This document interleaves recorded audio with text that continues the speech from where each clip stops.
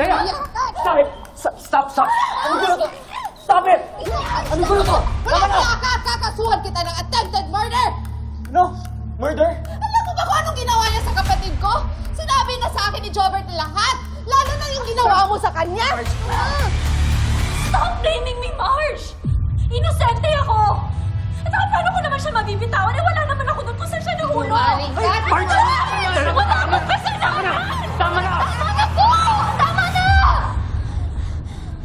Ako po yung nandun!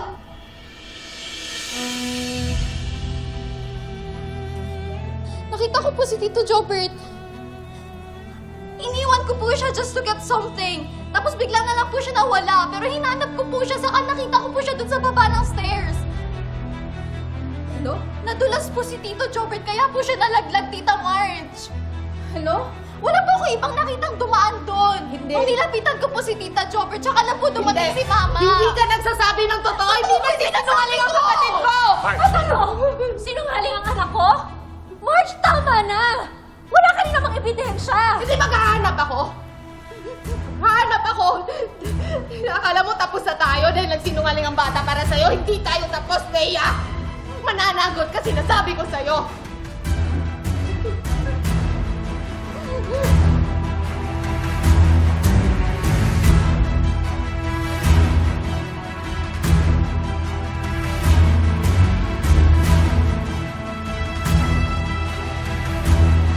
Buti na lang talaga. Kay Mr. Castello ko, inassign ang menagerie project. With your recent scandal, malamang mas hindi mabebenta ito kung ikaw pa rin ang nag-handle. Pwede ho ba, Dad?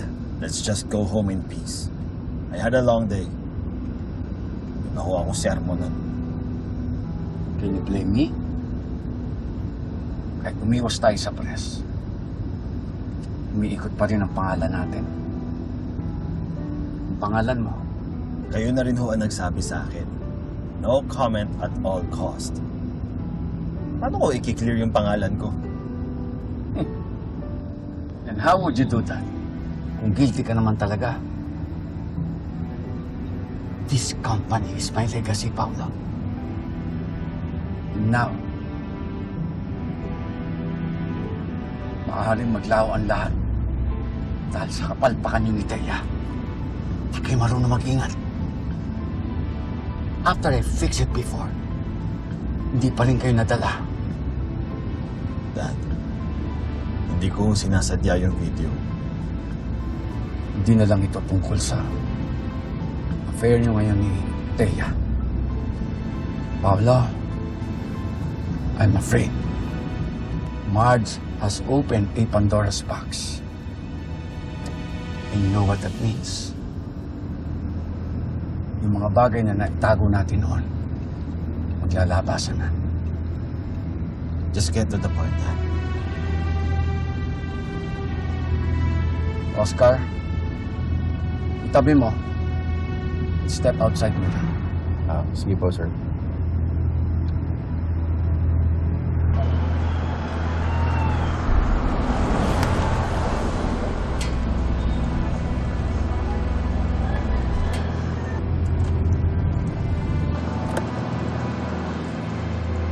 Ano sa tingin mo ang mangyayari pag nalaman ni Marge na matagal ka na nagsisinungaling tungkol kay Ashley?